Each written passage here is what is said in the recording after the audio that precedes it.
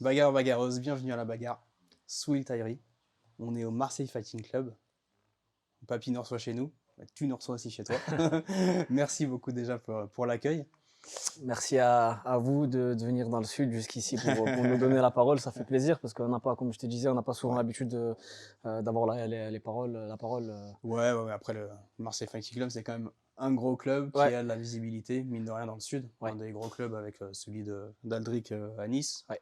les deux gros clubs. Justement, comment t'es arrivé dans ce club et comment t'es arrivé Ça fait longtemps, je Hmm, pense, faire hmm. partie des dinosaures un peu de ce club. En fait, il y a maintenant presque 10 ans, Papy, il a eu Oui, son il a eu parcours. Je notre. pense qu'il a dû Ouais, t'expliquer un peu ouais, son ouais, tout à fait. parcours Ouais, dans les on sports se de croise. combat. Et donc moi, j'avais commencé, à la période où j'avais commencé le MMA, Hmm. c'était à l'Évolution Pancras, Hmm. qui est devenu maintenant l'Évolution MMA. D'ailleurs, c'est un club copain que j'embrasse. Et à l'époque, Papy, il avait une autre vision du MMA. Lui, il Hmm. voulait vraiment faire du MMA et eux, ils Ouais. voulaient vraiment se focaliser sur le Pancras. Et lui, il avait compris depuis longtemps que si tu veux faire du MMA, il faut faire du Faire MMA. Il du faut pas MMA. commencer par du Ouais. pancras, quoi que ce soit d'autre. Il faut aller Hmm. se friter avec les plus forts. Il fallait s'exporter à l'étranger, là où il y a du MMA. D'accord. Et donc, il y avait une mise en temps, enfin, il y avait un désaccord là-dessus. Hmm. Papy, il a décidé de partir de son côté dans un club qui est juste à côté, qui s'appelle D'accord. le FK, Hmm. qui de base c'était un club de Le karaté et karaté, ouais. Hmm. qui ont ouvert un créneau de MMA Ok. pour notre Papy. Et on devait être deux ou trois à le suivre. Il y avait Ilyes Duroun. D'accord. Ok. D'accord. Et il y avait deux Hmm. ou trois autres combattants, il y avait moi. Oui, t'es Et à vraiment l'époque, ouais, voilà, à la genèse du truc, quoi. on était vraiment pas beaucoup. Ouais. Je suis arrivé vraiment dans les débuts, quoi. Hmm. Donc ouais, c'était 2000, allez, on va dire 2015. Hmm. D'accord. Voilà, Ouais, c'était ça 2015. remonte Donc à ouais, il y a ça 9 ans remonte. déjà, C'est ouais. 9 ans, exactement. Ouais. Ça fait 9 ans. Donc ça fait 9 ans, et puis on a Ok. déménagé dans les locaux à côté. Et Hmm. voilà, c'est devenu le Marseille Fight Club, C'est beau. l'école. Ouais. Est-ce que tu vas pouvoir répondre à cette question? Ouais. Est-ce que le MMA c'est des maths ou c'est pas des maths alors... C'est une question, franchement, que j'ai beaucoup eu, Ouais, j'imagine. que beaucoup ouais, de journalistes me posent. En fait, la question globale que j'ai, de manière globale, c'est quel point commun y a-t-il entre le MMA et les maths, et Ouais. puis Ok. comment Hmm. le parcours scolaire t'a aidé dans le parcours sportif, et comment le Et parcours sportif inversement, quoi. peut Ouais. t'aider le Hmm. parcours Hmm. scolaire. En fait, la réponse générale que je donne, parce que vraiment, je me suis cassé la tête à essayer D'accord. de trouver les La points meilleure communs. réponse. Et en vérité, Ouais. dans ces deux parcours, j'ai trouvé une espèce d'équilibre, une Hmm. balance, Hmm. qui a fait que j'ai été complètement comblé dans mon esprit, dans ma vie D'accord. de manière générale. Et quand je dis équilibre et balance, c'est vraiment dans un sens super large. D'accord. C'est-à-dire quand je me sentais mal dans les cours, parce que Hmm. voilà, c'était très dur de Ouais, faire des très dur. maths, et bien, je Ouais. me Hmm. languissais Hmm. d'être à l'entraînement. Et puis dès que D'accord. j'arrive à l'entraînement et je suis en sparring, je me dis merde, en fait non, les maths c'est facile, je me languis de revenir dans les maths. Et en fait, je m'échappais d'un monde à un autre, D'accord. et je me construisais dans un monde et dans D'accord. l'autre. En fait, l'un m'a aidé dans l'autre de manière complètement embriquée, Hmm. même si ce sont deux mondes qui sont Hmm. complètement différents. Mais voilà, les maths, ça m'a structuré Hmm. mentalement, ça a structuré ma pensée, ça a structuré ma manière de réfléchir. D'accord. Ça m'a formé à beaucoup de choses, Hmm. notamment donner des cours, Ouais. notamment voilà, quoi. Et même Ouais, le côté les mathématiques pédagogique. de manière générale, Hmm. c'est le raisonnement le plus fort qui soit, c'est le syllogisme. Ouais, Donc mais c'est juste. vraiment, Hmm. on apprend à argumenter Ouais, euh, démontrer au moins par A plus B exactement que. de la manière la plus parfaite, La en fait, plus la plus parfaite véridique. possible. Ouais. Et donc, au-delà de ça, ça m'a vraiment, comme je te disais, ça Hmm. structure ta manière de penser, ça Hmm. structure ta manière de réfléchir. Et je pense que ça m'a aidé intrinsèquement dans mon parcours sportif. À, Ça t'aide ouais, dans la à- structuration de l'entraînement, de la exactement. préparation, Même dans des le combat, j'ai envie de sacrifices. te dire, même D'accord? dans ton approche du combat, dans ta Hmm. vision du combat, dans ce que tu fais du combat. Et on le voit sur le tatami, les éléments qui sont bons, Hmm. c'est souvent corrélé avec une certaine intelligence, une certaine forme d'intelligence. Alors, une certaine forme d'intelligence. Et je dis pas forcément une intelligence scolaire, Hmm. mais ça va être une intelligence de compréhension. Hmm. C'est-à-dire, voilà, quelqu'un qui a l'habitude de comprendre, d'absorber vite l'information, Ouais. de Hmm. l'analyser, de la comprendre, il va être plus facile à coacher. Clairement. Ça va être quelqu'un qui va mieux comprendre une technique, qui Hmm. va mieux l'appliquer. Donc, en Il plus est de ses reproduire. qualités athlétiques, hein. Donc Ouais. ça, c'est quelque chose qu'on voit souvent sur le tatami, et je pense que les gens pourront le valider. Ah, mais c'est souvent la marque des grands combattants, c'est quand même on lui montre une technique une fois ou deux, ils la reproduisent Exactement. directement en fait. Et c'est ça, c'est cette forme d'intelligence en fait, Exactement, c'est qui, cette, qui cette te forme permet d'intelligence dont je parle. de progresser très vite en Et fait. aussi Mm. l'écoute. L'écoute, Oui. c'est Mm. quelqu'un d'intelligent, c'est Mm. agréable à coacher. Mm. Et ça qui est cool avec Papy, Ouais. c'est qu'en plus de la formation de combattant qu'il me donne, Mm. il m'a aussi formé à être coach. D'accord. Donc ça fait depuis que j'ai commencé avec lui, Ok. ma première aventure dans les MMA, Mm. on était monté avec Ilyes D'accord. pour son combat au Killacam en Angleterre Mm. et j'étais dans le coin. Et c'est extraordinaire en fait les choses que je vis dans les MMA et surtout avec Jean-Michel Fossard parce que Mm. voilà, comme je te disais, il me forme.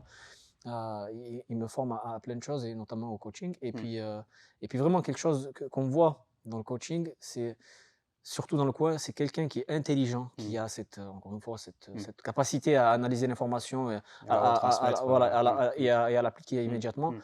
Ben, c'est plus agréable. Ouais. Quelqu'un qui est facile à Ouais, coacher, forcément. franchement, c'est voilà, c'est quelqu'un qui est intelligent, c'est facile à Mm. coacher. Quelqu'un qui a un esprit fermé, qui voilà quoi, c'est très dur Ouais, de le ouais. coacher. Ouais. Après, un combattant, c'est jamais facile à coacher, surtout pendant un combat où tu as beaucoup d'émotions, beaucoup Ouais. de paramètres qui entrent en compte Ah oui, non, et à complètement. gérer. Enfin, ça doit Complètement. pas C'est pour être ça qu'il évident. faut vraiment connaître Mm. ces combattants. Et Ouais. au-delà de ce qu'ils peuvent faire techniquement, Mm. il faut savoir aussi ce qu'ils ont là-dedans, Ouais, tu c'est vois. vrai. Parce que me disait Jean-Michel, c'est vraiment qu'il connaît chaque combattant Ouais, assez bien. ouais. Et Il nous chaque connaît. mot, en Ouais. fait, va En être fait, utilisé de façon c'est en ça que je très le trouve précise. Mm. vraiment exceptionnel, Mm. Jean-Michel Fossard. J'en ai fait beaucoup. J'ai sillonné pas mal de clubs, que ce D'accord? soit ici en France ou Ok. à l'étranger Mm. ou ici à Marseille. Mm. Et des coachs avec des qualités comme ça, c'est assez rare parce que c'est pas juste un mec, encore Mm. une fois, qui va t'apprendre la technique Mm. ou qui va te montrer comment faire les choses, mais c'est vraiment quelqu'un qui va essayer de te comprendre, qui va essayer vraiment D'accord. de te connaître Mm. De en voir comment tu personne. C'est-à-dire, fonctionnes et voilà, puis. c'est ça. Mm. Il nous connaît tous personnellement, il connaît D'accord. tous notre parcours de Ouais. vie, il sait ce qui se passe dans nos maisons, Mm. Mm. c'est super. Il nous connaît vraiment personnellement. En fait, il fait un travail de psy Mm. qui est juste extraordinaire, qui prend beaucoup de temps, qui Ouais. bouffe énormément de temps et d'énergie, Mm. mais qui l'aide à mieux coacher, à mieux D'accord. appréhender Mm. ses combattants. Mais c'est exceptionnel parce qu'encore une fois, c'est rare Ouais. chez un coach. C'est un coach, ouais. Après, il a beaucoup d'éloges à ton égard, mais la première qualité qui t'a reconnu, c'est le travail. Du talent, tu sais, des prédispositions, et quand on connaît un peu ton parcours, enfin, voilà, pour ceux qui ne connaissent pas Swill, renseignez-vous un peu sur son parcours. Tu as commencé quand même assez tard. Pour la génération, tu sais, il commence tout de suite par le MMA, tu as commencé par la boxe anglaise, et tu n'étais pas forcément sportif à la base. Et Complètement. il y a quand même des prédispositions, au-delà du travail que tu as pu fournir. Pour toi, c'est quoi la part de travail et de prédisposition qui importe Alors, prédisposition, pour toi? justement, j'en Mm. avais pas vraiment. En arrivant Mm. MMA, oui, parce que j'avais déjà un petit parcours en boxe anglaise, comme Mm. tu l'as dit. Mm. Mais avant de commencer, quand j'avais commencé les sports de combat, je les avais commencés après mon bac en 2010. Mm. Et j'avais commencé les sports de combat pour arrêter de fumer, pour revenir, Mm. pour avoir une certaine shape. J'ai passé toute ma scolarité au collège, au lycée à fréquenter des mauvaises personnes, voilà quoi, pas être sportif, Mm. voilà, je fumais la cigarette, mais vraiment aucune prédisposition athlétique. J'arrivais pas à enchaîner 3 pompes. Mm. C'était impossible pour moi de faire une traction. Mm. J'étais pas le gars sur qui tu vas miser pour Ouais. devenir athlète, tu vois. Donc sur ce point de vue-là, non, j'avais Mm. absolument aucune prédisposition. Et pareil pour le parcours scolaire aussi, Ouais. j'étais très moyen de partout. Ouais. Et c'est après, en fait, j'avais cette espèce de déclic qui a Mm. fait que je voulais juste devenir quelqu'un de meilleur, je voulais juste me D'accord. refaire une santé à travers les sports de combat. Ça Mm. m'a beaucoup aidé au début. Et donc, je me lance dans la Mm. boxe anglaise. Et puis, mon rêve, et je dis bien mon rêve, c'était pas juste un objectif, mon rêve, c'était juste de faire des combats sans protection. Mm. Parce qu'à l'époque, la boxe anglaise, il y avait encore la règle du casque. Tu devais D'accord. combattre avec le Ouais, casque. ouais, ouais. Tant que tu étais Mm. amateur, voilà, Mm. c'était uniquement du Mm. casque. Mm. Et moi, je voulais juste arriver au point où tu es T'arrives, amateur plus, c'est-à-dire ouais. que tu es un Mm. amateur qui combat sans D'accord. casque. Et c'était ça mon rêve, hein, Mm. parce que je me suis dit, ouah, si j'arrive à ce niveau-là, ça veut dire vraiment, j'ai fait des combats, etc. Et puis bon, il s'est passé ce qui s'est passé, et puis j'ai transité vers le pied-point, et puis, Mm. puis j'ai fini sur le MMA. Et pareil, donc oui, j'arrive, et j'avais toujours cette espèce de rêve de faire un combat sans protection. Mm. C'était uniquement ça mon Mm. rêve. C'est Papy qui m'a aidé à le réaliser. Il m'a dit, oui, oui, tu peux te permettre de le faire. Mm. Il m'a justement permis, il m'a donné cette permission, il m'a donné cet outil-là de pouvoir rêver, de pouvoir voir les choses grandes, m'a donné confiance en moi, là Ouais, où ce qu'il beaucoup disait, ouais. de Mm. personnes ne m'ont pas donné. D'accord. Et donc, tu me poses une question qui est excellente, qui est la part entre la prédisposition que tu as en manière d'athlétisme et en manière Ouais. d'absorption d'intelligence, etc., et le travail. Mm. Moi, je pense que je suis à 80-20. C'est énorme. 80% de travail et 80% 20% de travail, c'est énorme. 80% de travail parce que Mm. Encore une fois, je pars de très très loin et c'est dommage. J'ai plus de vidéos et de photos de moi avant, mais franchement, si un jour je les retrouve, je les mettrai sur les réseaux. Ouais. Mais parce que Dire, j'aimerais vraiment inspirer mm, les gens mm, qui nous regardent et qui nous écoutent à les pousser mm. dans, dans le réalisation, dans le fait de vouloir réaliser les choses. Faut vraiment aller bosser, il faut vraiment Mm. aller se bouger, sortir de ce canapé, sortir.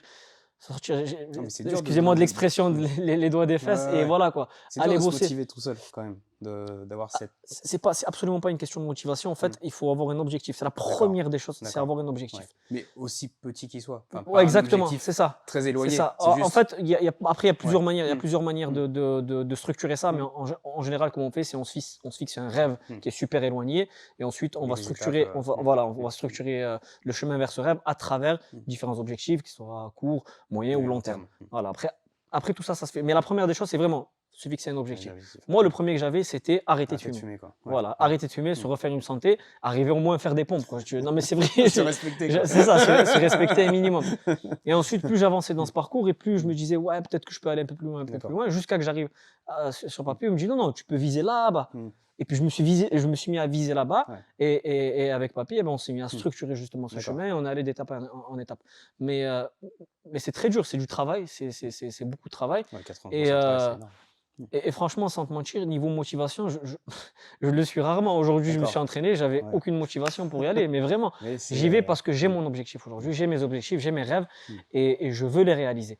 Et c'est la raison qui me pousse à venir à l'entraînement. Il faut vraiment pas compter sur sa motivation, parce que ça va et ça vient, c'est une émotion, la motivation en fait. C'est comme la peur, c'est comme l'amour, c'est comme la colère. Toutes ces émotions-là, ce sont des choses qui sont provoquées par des éléments externes qui ne sont pas notre propre volonté. Et donc, on ne peut pas relayer dessus, on ne peut pas se baser sur une émotion qui est complètement variable. Il faut se baser sur le vrai. Qui est-ce qui disait ça? Je ne sais plus si c'est Mike Tyson ou Floyd Mayweather qui disait, c'est la discipline en fait. Exactement. Au-delà de la motivation. La motivation, tu l'as pas, comme tu disais. Tu n'as pas envie d'aller à la salle, genre il pleut. Tu as passé une journée pourrie, tu as envie de rester avec tes enfants. Exactement, complètement. Et c'est la discipline qui va faire la différence. Discipline et constance dans le travail, en fait. Tu vois, en fait, moi, je préfère mettre discipline dans ce grand mot qu'on appelle la constance dans ton travail, parce que quand tu es constant, même si tu fournis peu d'efforts, à la fin, cette accumulation, cette somme de peu d'efforts devient quelque chose d'assez phénoménal. Donc, tu as la constance dans ton travail, et tu as surtout la foi dans ce que tu es en train de faire. Parce que tu peux avoir la constance sans avoir de foi dans tes objectifs ou dans ce que tu peux réaliser, et ça ne marchera pas à la fin. Et au contraire, tu peux avoir de la foi dans ce que tu fais, mais tu ne travailles pas à côté, ça ne marchera pas. Les deux, il faut vraiment qu'ils soient de pair et qu'ils fusionnent. D'accord? Il faut donc avoir beaucoup de foi dans ce qu'on fait, et il faut faire. Forcément. Il y a deux choses moi, qui sont inspirantes dans ton parcours. C'est le déclic très tard dans les études, en fait. Ça, c'est, je pense qu'il y a beaucoup de jeunes qui nous regardent et qui n'ont pas ce déclic, on leur demande maintenant de faire des choix très très tôt dans leurs études, des orientations, des choses comme ça. Toi, tu as été très loin dans les études, mais tu as eu ce déclic très tard. Et la deuxième chose que je voudrais te poser, là, on y reviendra après, c'est les rencontres et les personnes qui t'ont donné confiance. J'ai eu un entretien avec Papy, justement, qui me disait, oui, il est arrivé, il n'avait pas confiance en lui. J'ai vu ses capacités. Il avait justement ses envies, ses rêves, cette capacité de travail, mais il n'avait pas confiance. Et ta vie, c'est un peu ça, en fait. C'est les rencontres et les personnes qui ont cru en toi et le déclic que tu as eu. Donc déjà, le message que tu aurais sur ces jeunes qui sont un peu, comme tu dis, peut-être sur leur canapé, qui n'ont pas ce déclic, qui n'ont pas l'orientation, comment ils pourraient se motiver? Qu'est-ce que tu pourrais leur dire pour les motiver à atteindre, juste à se bouger et trouver quelque chose qui leur plaît, en fait? Comme toi, tu as réussi à trouver dans le MMA et en plus dans le... Tu sais que j'ai mis beaucoup de temps à trouver ce que je voulais faire. C'est jusqu'à arriver, comme tu as dit, super tard, jusqu'à arriver à la première année de master. Le deuxième semestre de la première année de master. Ça fait 3 ans après le bac? 3 ans et demi. 3 ans et demi. Après le bac. On est contre 3 ans et demi après le bac, tu ne savais même pas encore ce que tu allais devenir. C'est énorme. Et je suis complètement d'accord avec toi. Même arrivé à la fin de mon master, en fait, je ne savais pas trop ce que je voulais faire avant d'entamer le doctorat. Mais déjà bien engagé mais dans j'étais les bien, mais j'avais déjà une idée, et surtout mon cœur était apaisé par rapport à ce que je voulais faire. Mais il y a quelque chose. Il y a un professeur qui s'appelle Yves Yves Briand, et c'était un de mes profs en deuxième semestre de la première année. D'accord. C'est quelqu'un que j'ai remercié dans ma thèse. Dans En ta fait, thèse. je sais pas si tu as eu l'occasion de lire ma thèse, mais Non. dans le tout début de ma thèse, il y a une partie remerciements. D'accord. Et cette partie remerciements, tu trouveras absolument tous les noms des personnes qui m'ont influencé D'accord. et qui m'ont aidé dans mes deux parcours, que ce soit le parcours scolaire, que ce soit le parcours sportif. D'accord. Et donc, ce fameux monsieur Briand, il fait partie des personnes qui m'ont influencé, parce qu'à la fin du premier semestre, je suis allé le voir et je lui dis, voilà, monsieur, vous avez été mon prof avec qui j'ai eu le plus d'attaches pendant ce semestre, ce deuxième semestre, et je viens de faire une demande pour accéder à une école préparatoire. Ils m'ont accepté. Qu'est-ce que vous en pensez? Est-ce que, voilà, moi, ce que je veux faire, c'était à l'époque, je voulais faire pilote, mais voilà, au final, il y avait des problèmes qui font que je ne pouvais pas le faire. Mais bref, je dis, voilà, je ne sais pas quoi faire. Est-ce que la prépa, ça peut m'aider à aller loin, etc. Il m'a dit, je vais être honnête avec toi, moi j'ai fait école préparatoire, et puis voilà, je suis sorti, il a fait l'ENS, une grosse D'accord. école, c'est l'école nationale française, hein. Au niveau maths, il n'y a pas mieux. Et j'ai, avec votre capacité, vous aurez pu intégrer des écoles comme Polytechnique ou plus fort, et puis même faire partie du corps de l'État ou faire accéder à des postes qui payent bien, quoi. Ouais. Il m'a dit, ça m'intéressait pas d'intégrer une grosse entreprise ou d'intégrer un gros poste, travailler toute ma vie pour un patron, D'accord. accumuler les sous sur mon compte en banque et puis mourir d'une crise cardiaque à 40 ans. Cette phrase, elle m'a choqué jusqu'à maintenant, en fait. Je me souviens mot ça à restait mot de ce qu'il gravé, m'a quoi. dit. Ouais. C'était gravé parce que jusqu'à arriver à ce point de ma vie, tout le monde, ou du moins que ce soit mon entourage, mes potes autour de moi, ou même l'école de manière générale, on nous pousse à aller travailler, obtenir un diplôme, enfin, à aller faire des études, obtenir un diplôme pour à la fin aller bosser. Pour avoir un bon Pour avoir salaire, un bon puis salaire, voilà. exactement. Ouais. C'est ça, en fait, l'objectif Ouais. qu'on essaye de restreindre à chaque élève, c'est travailler pour avoir de l'argent. Et c'était la première fois de ma vie que je vois quelqu'un qui avait accès justement à un poste, qui pouvait avoir accès à un poste où on peut se faire beaucoup d'argent, mais qui choisit autre chose, qui choisit la passion. Et en fait, c'était la première fois de ma vie que je voyais quelqu'un qui me disait ça. Et ça m'a fait un choc, en fait. Ça m'a fait tellement un choc que je me disais, c'est pas possible. C'est quoi la passion? C'est quoi ce mot? C'est quoi cette notion de plaisir dans le travail? C'est quoi? Et puis il m'a expliqué un peu son parcours, qu'il avait enseigné, qu'il aimait ça, qu'il est parti à droite à gauche, il a quand même voyagé, que son salaire lui suffit. Et à travers ce parcours, j'ai été super motivé. Donc choqué, mais agréablement choqué, pas dans le sens, pas dans le mauvais sens. Et j'ai décidé de pas intégrer cette école préparatoire et de continuer le parcours à l'université, parce que, encore une fois, à l'université, chaque année, je rencontrais des gens comme Yves Briand. Chaque année, j'ai été inspiré par des gens qui étaient extraordinaires. Et toutes ces personnes-là, encore une fois, je les cite dans ma thèse, parce que à chaque fois, vraiment, je prenais le temps d'aller m'asseoir, de leur poser les questions, de demander pourquoi ils font ça, etc. Et c'est ça qui a fait que j'ai continué, malgré la difficulté, malgré que j'ai raté un semestre, malgré plein de choses, malgré le sport à côté. Mais voilà, j'ai continué jusqu'à arriver à ce fameux deuxième semestre du master 1, la première année de master, où je tombe sur une matière qui s'appelle le traitement de signal. Et donc, c'était la première fois de ma vie que je faisais vraiment des maths appliquées à la réalité. D'accord. Donc, très concret. Super concret. Vraiment, c'est ça, des problématiques qui ont un rapport avec ce qu'on fait actuellement. En fait. Tout ce qui est traitement de signal, tout ce qui est transfert de signal ou autre, c'est le domaine. C'est le domaine de cette matière-là. D'accord. Et à partir de là, tout s'est découlé. En fait. Voilà, le prof, il m'avait trouvé... Bruno Torresani, que j'embrasse à chaque fois et que je cite à toutes mes interviews. Vraiment, il m'avait trouvé un stage au Canada, et en partant dans ce stage au Canada qui a duré 3 mois entre le Master 1 et le Master 2, c'est là que je fais du MMA pour la première fois. Au Tristar, exactement. Et c'est ça qui, tu vois, et en fait, c'est pour ça que ça s'est imbriqué, que c'était exact, qui ont fait que ça m'a complètement inspiré. Et en fait, c'est ça, je me suis accroché à ça, je me suis accroché à ces gens inspirants.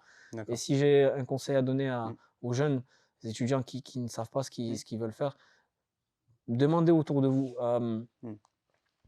Moi, je suis super croyant, et dans ma croyance, il y a un mot en arabe, un dicton plutôt en arabe, qui dit que lorsque tu as un choix à faire, tu dois faire un choix. Il y a deux choses que tu dois faire, c'est istikhara ou istishara. Istikhara, ça veut dire c'est demander à Dieu. Istishara, c'est demander aux gens. Et la plupart des gens ne font ni l'un ni l'autre. Après, qu'on soit croyant ou pas, ça c'est autre chose. Ça c'est autre chose. Mais au moins faire l'un des deux, c'est demander aux gens. Et ça, par contre, moi je l'ai toujours fait. Je suis toujours allé vers mes profs. Je suis toujours allé vers les autres pour leur demander, pour essayer de m'inspirer au maximum possible. Et Et ça, j'ai l'impression que les gens le font de moins en Ouais. moins. Tu sais, parler, aller s'ouvrir aux Ouais, ouais, autres, aller, ouais, juste poser une question c'est ça, juste poser une question. à Et en quelqu'un que tu fait, connais. et surtout à l'université, Mm. tous les profs, ils sont extraordinaires. Oui, ils sont ouverts, ils sont là, Ils ils sont sont super dispo. ouverts. C'est des gens, ils sont ultra Mm, qualifiés parce que c'est des gens, ils sont spécialisés dans mm, leur matière. mm. Non seulement ils sont spécialisés dans leur matière, mais ils sont passionnés par Par ce la qu'il faut, quoi. transmission. C'est-à-dire, ils sont pédagogues Ouais. et ils sont qualifiés. Mm, C'est la crème de la mm. crème de ce qu'on peut Ouais. trouver en termes Ouais. d'enseignement. Mm, Donc, il faut vraiment pas hésiter. Ils seront super ouverts, ils seront contents qu'on leur pose la mm. question de qu'est-ce qu'on peut faire, c'est quoi votre parcours, Ouais, ouais, expliquez-moi ce mm. que vous avez fait. Et Ouais, c'est des jusqu'à gens maintenant, qui vraiment, hésitent pas à partager. Et puis, ouais. vraiment, toutes les personnes que j'ai rencontrées, c'était super inspirant. Juste pour te citer un exemple, le stage, je l'ai effectué dans le SPCA, c'est un laboratoire de contrôle sonore, etc. D'accord? C'était à McGill, à l'Université de Montréal. Et le maître du stage, c'était Philippe Depal. Et pareil, je me suis assis, j'ai discuté avec ce, Mm, ce- ce cher Philippe Depal. Et de base, lui, il m'a expliqué que son parcours dans le scolaire, mm. il faisait de la chimie de base. Il D'accord. m'a dit, j'ai fait un doctorat en Mm, chimie, et puis voilà, bon, j'ai bossé un mm. peu là-dessus. Et puis d'un coup, la chimie, ben, j'avais fait un peu le tour. Ouais. Et il était allé à une conférence, et c'est là où il avait entendu le traitement de signal Mm. pour la première fois dans les années 80. Et depuis, il a complètement vrillé vers les maths et les traitements de signal. Et je me D'accord. suis dit, comment c'est possible de passer à la chimie, qui sont Ouais. des mondes complètement différents, Différent, ouais. aux maths. Et en fait, c'est possible, même si D'accord. on a 45 ans ou même si D'accord. on a 50 ans et puis qu'on décide de changer de Mm, branche mm, ou bien changer de projet, c'est possible. C'est possible tant qu'encore une fois, ben, on a ces objectifs-là et on a cette envie et puis qu'on parle aux gens et qu'on garde cette flamme On sent la de passion, passion. c'est bon. Non, mais c'est vrai, Top. parce que je te promets, si tu la sens, c'est parce qu'encore une Mm, fois, quand tu discutes avec les gens, mm. c'est super inspirant. Il faut s'inspirer de ces parcours-là et c'est ce que j'ai fait et c'est ce qui a fait en sorte que je suis resté dans le domaine le plus longtemps possible. D'accord. On parlait de bagarre quand même. Bien sûr. Là, c'est le nom du média. Non, mais c'est important de partager ça parce que le parcours est important. Et justement, la question pour ramener sur le sujet de la bagarre, est-ce que tu as besoin d'un parcours chaotique, accroché pour performer dans les sports de combat? Absolument pas. Il y a beaucoup de boxeurs, tu vois, qui ont eu C'est Grand le, Prix, c'est le, qui ont eu, c'est, tu c'est, vois, c'est un peu c'est un peu cliché, le, c'est très voilà, film, c'est le très, storytelling, un peu, c'est c'est très, tout le temps voilà, ça, c'est c'est très toujours la même Hollywood. chose. Pas du tout. Aujourd'hui, on le voit surtout sur les combattants français. Je suis très content de voir Mm, que dans le roster des combattants français, il mm, y a des gars super intelligents ouais, avec un parcours très sain, mm, très, j'ai envie de te dire, limite scolaire, mais ouais, c'est des gens qui, en dehors, ont toujours été respectueux, qui n'ont ouais, pas forcément un vécu mm, très difficile. mm, Je pense au frère mm. Imavov, je pense à un combattant aussi. J'ai oublié son nom, il est ingénieur, enfin, il a affronté Ah, un gars de notre. ils sont frères jumeaux, non? Je sais Il y a, pas. Non, non, il y c'est a des frères jumeaux qui sont ingénieurs aussi, tous les deux, aussi, oui. Non, non, mais combattants on a PFL. un Mm, vivier de talent mm, qui est mm, complètement extraordinaire en France, parce que justement, malheureusement en France, le sport ne paye pas tant que ça, surtout le sport de c'est clair. combat, et la plupart des Mm, combattants sont obligés d'avoir une vie à côté ou mm, sont obligés de travailler à côté. Et pas mal d'entre eux, mm, une bonne proportion mm, d'entre eux, bah, c'est des gens qui ont fait des études, ouais, qui ont poussé les études et qui mm, ont un boulot très respectable à côté. Et on le voit d'ailleurs dans la proportion aussi des adhérents qu'on a ici mm, dans le club. On a pas mal d'étudiants d'accord. qui sont à un très bon niveau Ouais, d'études, hein. ouais, On en a mm, deux qui sont dans un parcours de médecine, un en 5e année, un en 6e année, qui a d'accord. validé sa 6e année, Ok. ce qui est Ouais, extraordinaire pour ouais, les c'est clair. étudiants Ouais, qui quand on sont en sait le médecine. Ils boulot que savent que la c'est, 6e année, c'est ouais. l'une des plus dures. Et en même temps de ça, il a fait Ils un sont combat de là, MMA, ils font d'accord. des combats de grappling à côté, Ah, ce c'est qui est ouf, assez c'est ouf. extraordinaire. Et je Ouais. suis vraiment fan de ces Mm, mecs-là mm, parce que voilà, ils représentent justement ce, ce- ce- ce- mm, ces, euh, ce talent qu'on a en mm, France.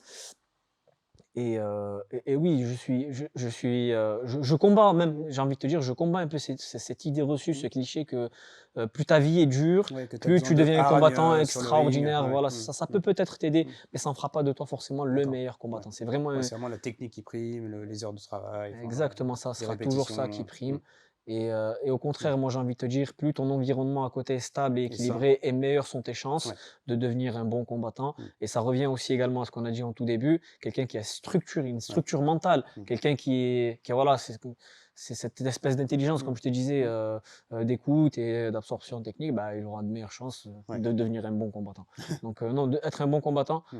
c'est complètement décorrélé de ton, De ton ton parcours. Ouais. parcours. Ouais. Ton style de combat. Donc, tu as commencé par la boxe anglaise. Ouais. Tu as très vite adapté ton striking, je trouve, au MMA. Tu as bien compris les distances sur les combats que j'ai regardé en préparant un peu l'interview. Enfin, ce qui choque, ce qui dénote, c'est que tu as aussi un très bon niveau au sol. Ouais. Et un bon niveau en lutte, ça je sais d'où ça vient. C'est Ouais. Jean-Michel qui Ouais, travaille c'est- la lutte, on bosse forcément. beaucoup la lutte. Ça, il n'y a pas de secret. Ouais. Mais la transition, justement, striking, lutte, sol, Ouais. tu l'as, je trouve, très vite intégré. Parce que j'ai beaucoup aimé le sol. La première fois que j'en ai D'accord. fait, c'était au Tristar, justement. Ok.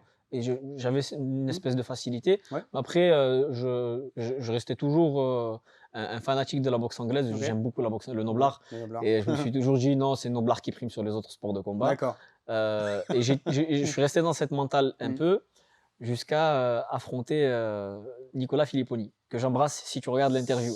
Nicolas Filipponi du NR Fight. Du NR Fight. Ouais. Donc Nicolas Filipponi, pour ceux C'est qui une ne savent défaite. pas, il est ceinture noire, première dan de lutte à livrer. C'est Ouais. le plus jeune, la plus jeune ceinture noire, je pense, d'Europe. Il est extrêmement fort, extrêmement doué, super fort. Donc ça a été mon adversaire en pancrace en 2018. Clé de cheville, j'imagine. Ouais, clé de cheville. Il Ouais, m'avait c'est passé une spécial. clé de cheville au premier round. Il m'avait vraiment explosé le pied. Et en fait, je suis arrivé à ce combat, pareil, avec cette espèce un petit peu d'arrogance, de me D'accord. dire je frappe plus fort, je suis meilleur en je striking, suis meilleur donc striker voilà, quoi, et- je vais toucher, et puis D'accord.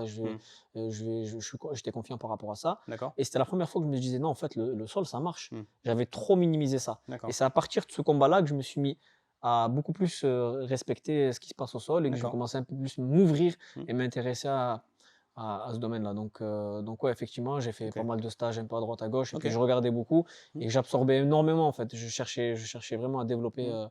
développer ma technique. Donc voilà, tout ce que je Scotté. regardais, j'essayais de le reproduire Mm. sur le tatami, même si Papy aussi, il m'a montré pas mal de choses. D'accord.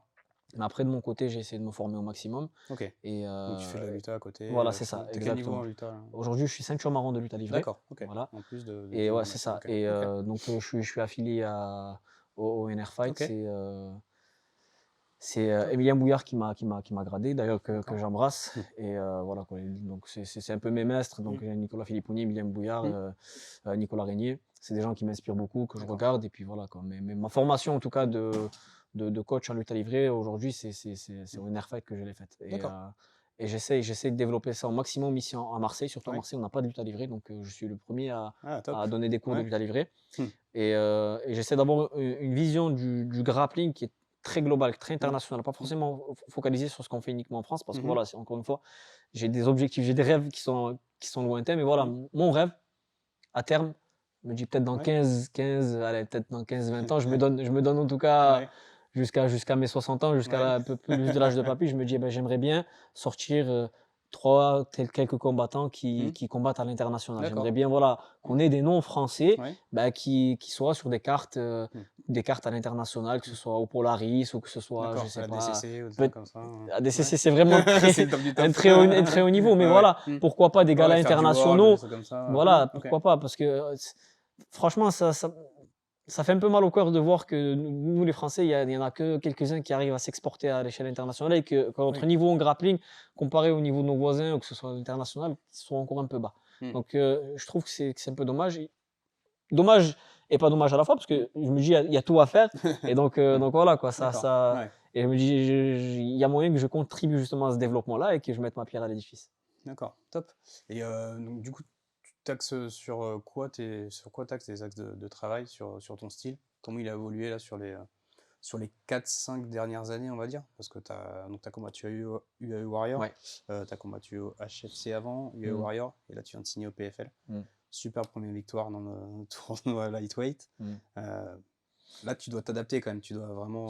Là, ça devient de la précision. Ouais, en fait, si tu veux, pendant plusieurs années, je me suis beaucoup forcé à travailler sur le dos, D'accord. dans des positions très difficiles. Ok. C'est à peu près sur quoi j'ai fait le gros de mon jeu. C'est-à-dire, l'idée, c'est que voilà, je pars d'une position super difficile D'accord. Ouais. et j'essaie d'être offensif à partir de cette position. Peu importe, Ouais. aussi difficile qu'elle soit, c'est vraiment essayer de recomposer et dans la recomposition, D'accord. être déjà offensif, D'accord. commencer déjà à être offensif. Et cette offensive va te permettre soit de finaliser, soit justement de créer des opportunités pour te lever ou renverser la situation. Donc ça, c'est vraiment le gros de mon jeu. D'accord. Depuis maintenant, comme tu as dit, depuis le Warrior, je me focalise un peu plus sur la partie top Donc, la partie D'accord. travail au-dessus, donc Au-dessus. Ok. voilà quoi, passador, comme on dit dans notre sport. Mm.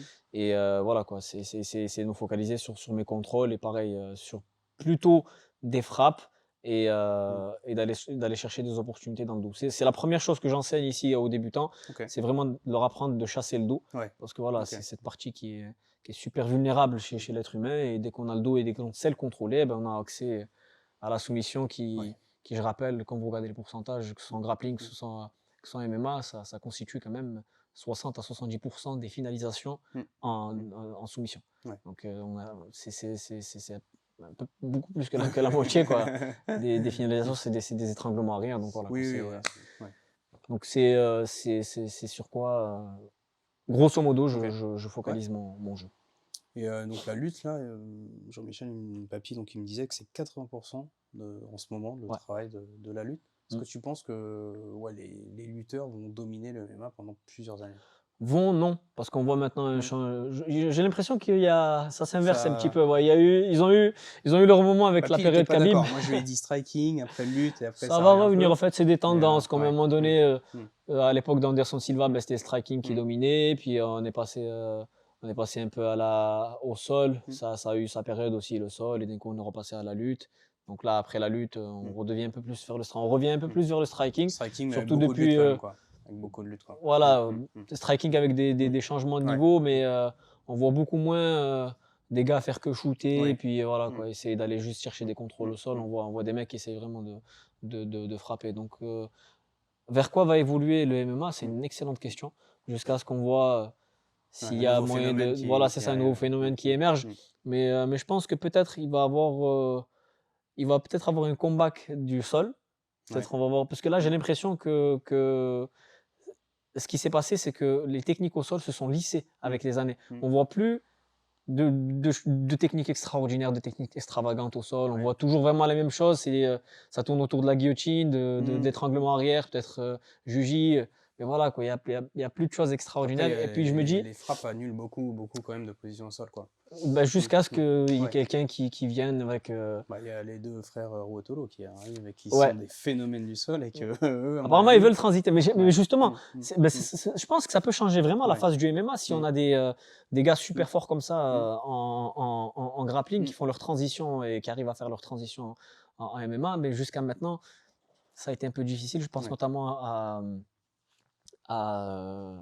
Gary Tonon. Je ne sais Ouais. pas si tu vois c'est qui. Ouais, bien sûr. C'est le gars Bien voilà, sûr. Ouais. Ouais. qui s'entraîne avec Danaher, Mm. qui est signé au Rising et One FC, il me Mm. semble. En tout cas, qui combat aux deux. Et voilà, on l'a vu bien faire sur pas mal de combats où il arrivait à trouver des finalisations assez rapides en clé de jambe, ou attaquer avec les jambes. Mais Ouais, dès que ça passe dernièrement, pas, voilà, c'est plus compliqué, je quoi. crois pour Mm. la ceinture, je ne me rappelle plus pour quel Mm. combat, on l'a vu que voilà, quoi, malgré un très très très haut Très haut niveau niveau en de. grappling, Ouais. bah, dès qu'on se prend 3 Ouais. patates, ça change complètement la donne. Donc c'est pour ça, je t'ai dit, je sais pas. Je sais pas, mais voilà quoi. Il faut pas négliger le combat au sol, parce que ça restera Ah, toujours, clairement. toujours un aspect super important, une partie super importante du MMA, qui est actuellement lissé, je trouve, Mm. assez lissé. Mais voilà, Papy, il a raison sur le fait que la lutte, Mm. ça restera toujours le nerf de la guerre. Ouais. Parce que voilà, celui qui contrôle la lutte, Mm. contrôle où se passe le combat. Ouais, Celui qui contrôle le contrôle la lutte, combat, ouais. contrôle si le combat reste debout, Mm. va contre la cage ou va au Mm. sol. Et ça, malheureusement, on peut rien y faire. Ouais. Ah, ça, c'est une vérité. Clairement. Dernière question. En tout cas, c'était top de Merci, passer. Franchement, comme je t'ai dit, c'est Ouais. super d'avoir Ouais. justement la chance de C'était top. discuter, et Ouais. Mm. d'avoir des médias qui se déplacent Ouais, justement bah, jusqu'ici. ouais. C'est extraordinaire. Après, on te connaît pas, c'est pas forcément. C'est Papy qui nous a parlé de toi. Puis j'ai regardé l'excellent podcast là, sur lequel t'es passé. Là, sur Sanders Talks. Sanders Talk. Ouais. Je vous invite à le regarder parce que bon, c'est rare qu'on regarde jusqu'au bout. Et là, franchement, c'était un Merci. très bon podcast malgré les 2 heures. Ouais, c'est 2 heures de podcast, franchement, ouais, c'est beaucoup. Ouais. T'as tourné avec les 2 garçons qui vont s'affronter là au KSW pour la ceinture. Ah. Je suis obligé de te poser la question. Moi, je disais à Papy, ça me fend le cœur de voir ces 2 garçons parce que je les adore tous les deux. Non, mais c'est Entre bien. Salah et Et Wilson. T'as tourné avec les 2, toi. Ouais. Et Papy a pas voulu me lâcher le game blanc. Ouais. Non, il n'y a pas de game blanc. Les forces à faire. et les faiblesses de chacun. Ouais. Comment tu vois le combat? Ça va être un excellent combat. J'ai hâte d'y être, franchement. Ouais. Je suis très content Mm. qu'il y ait ce combat. Mm. Les gens sont dégoûtés, mais moi, je Mm. suis très, très content parce que c'est important qu'il y ait des clashs comme ça. C'est important que les forces s'affrontent. C'est ça, non, Ouais. mais c'est ça Non, qui fait, mais c'est ça qui fait oui, que, c'est que le que les niveau gens vont va regarder. C'est ça qui monter. fait que le niveau va Mm. monter. Mm. Peu importe ce qui va se passer dans ce combat, peu importe, Mm. vraiment, victoire, défaite, Mm. peu importe, les deux vont ressortir ultra puissants de ce combat. Les deux vont ressortir déjà avec un paquet d'argent, ça c'est une certitude, mais surtout avec une espèce de bagage Mm. que voilà, tu ne pourras pas leur enlever. Mm. Après, moi, c'est mon frérot Wilson, je Ouais. route pour Wilson Ouais. à 100%, Ouais. il y a pas de, sur ça, il n'y a pas de, il y a pas à débattre, mais ça va être un sacré Ouais. combat, un sacré défi pour les deux. Sans donner les clés, Ouais. moi je vois Saladin maintenant qu'il est monté en 77, qu'il est redescendu, il a pris une masse, je pense un volume musculaire, il sait Physiquement. travailler physiquement. On le voit super rapide. La différence ne se fera pas sur le physique, parce que D'accord. Salah, il est capable d'encaisser, on l'a très bien vu, il Ouais. est capable d'encaisser des gars C'est qui clair. sont super physiques. La différence, elle va se faire ailleurs. Déjà, c'est un 5 rounds, c'est un 5x5. Ouais. Je pense que Hatch et Arnaud ils vont tabler sur ça. Je Et vous Boris, vois, petit filou. Et Boris aussi, Boris. Je vous vois, petit filou. Je pense qu'ils vont tabler là-dessus, mais c'est sûr et certain, parce que le point Mm. fort de Salah, c'est bien sûr sa caisse extraordinaire. Il est capable Ok. de manger les rounds Ouais. avec un rythme assez élevé. Mm. Et je pense que c'est ce qu'ils vont essayer de faire. Ils vont essayer de ramener Wilson D'accord. au quatrième et au cinquième Mm. round, et puis voilà, quoi, mettre la D'accord. pression histoire Le de le fatiguer. mettre la pression. Mais voilà. Mm.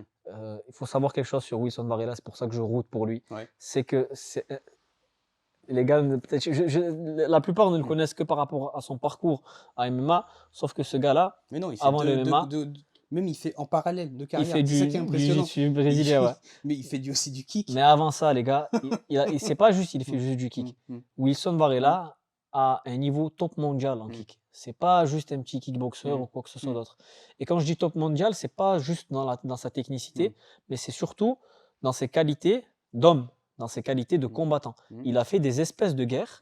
Vraiment, il y a les gens qui sont capables de faire ce genre de guerre, on peut les compter sur une petite liste. D'accord. Vraiment, il a pris des gros noms du kickboxing. Il a D'accord. pris Superbon. Je sais pas si tu as vu son combat contre Ah Superbon. ouais, super bon. Il a pris Superbon. D'accord, ok, j'ai pas vu Ils ce ont combat. fait un Ouais. 5x3 Ok. contre Superbon. Un 5 rounds de 3 minutes. Je te parle pas d'un 3x3. Ouais, C'est ouais. vraiment un 5x3. Et il perd à la décision. Mais il a tenu. Mais quoi. Ouais. ce combat. Mm. Et en fait, Il c'est te pour fait mal ça. C'est en pour ça. regardant, quoi. Non, vraiment, il était dur ce combat. ouais. Il était ouf. Et il n'a pas démérité, Wilson. Et c'est pour ça que je suis ultra serein par rapport à ce qui va se passer le 20 décembre. D'accord. Parce qu'encore une fois, il va arriver super préparé, Wilson. Il va arriver mentalement prêt, il va arriver physiquement prêt, il va arriver techniquement prêt. Et je suis très sûr que Saladin Parnasse aussi va Ah ouais, arriver avec clairement. toutes ses qualités. Et ça va être un clash de titans. Ouais. Et tout le monde va être content. Les combattants seront contents, le public sera content. Et puis c'est le MMA français qui en sortira grandi. Donc non, il faut chérir ce combat, Ouais, ouais. même si voilà, Ouais. ça nous T'as fait toujours un petit- voilà, ça nous fait mal au cœur. Ouais. Ça là, c'est le copain, hein, mais franchement, non, il faut le voir de manière globale. Et c'est comme ça que je le vois en fait, de manière globale. Je vais aborder ce combat comme un fanboy, tu vois. Mais voilà, quoi. Je suis à 100% avec Wilson et je suis certain qu'il va prendre la ceinture. Mais vraiment, j'ai pas de doute là-dessus. D'accord. Magnifique. Merci en tout cas. Merci à vous, pour merci, ta ça fait franchise. vraiment plaisir. Franchement, c'est top. Ouais. Et puis voilà, comme je disais, C'est quoi la suite pour toi, le prochain combat? Le 20 septembre. Ah, La très demi-finale, bientôt, ouais, très c'est bientôt, le 20 D'accord. septembre, ma demi-finale. Donc voilà, on est en train de se préparer très très dur. Ouais. Et voilà, quoi, mon En plus, t'as du objectif. sparring ici, de Ouais. la qualité. Donc, Oui, non, je pense ne m'inquiète que- pas sur ça. Voilà, À ça part va Aymar être- qui arrête pas de danser. Mais les restes, ils sont sérieux. Ah, il est hein. dangereux, Ok. il est dangereux. Donc voilà, la prochaine séance, ça va être le 20 septembre. Et ensuite, après ça, la finale, je ne sais pas quand est-ce que ce sera, mais peut-être courant 2025 ou peut-être fin d'année. Mais en tout cas, voilà, je serai prêt Top. exactement. Là, pour l'instant, je me focalise sur mon prochain adversaire. Que tu connais déjà ou pas? Oui, je connais D'accord, déjà ok. mon prochain adversaire. Hmm. Et voilà, on se prépare physiquement, mentalement, je suis prêt. Je suis prêt à prendre n'importe qui. Vraiment, je suis dans cette aventure. Je Ouais. kiffe tout le processus. Et je suis vraiment là pour donner absolument tout mon être là, dans cette aventure et dans ces combats à venir. Donc voilà, j'ai hâte. Top. Merci. Voilà. Parfait. Merci à vous. Et puis n'hésitez pas à vous abonner, Suivez-le, liker. Tagri, un combattant à suivre. Il est au tournoi du PFL et je pense que ça va faire très mal. Dans les Merci mois à beaucoup. venir. À bientôt. À bientôt l'équipe.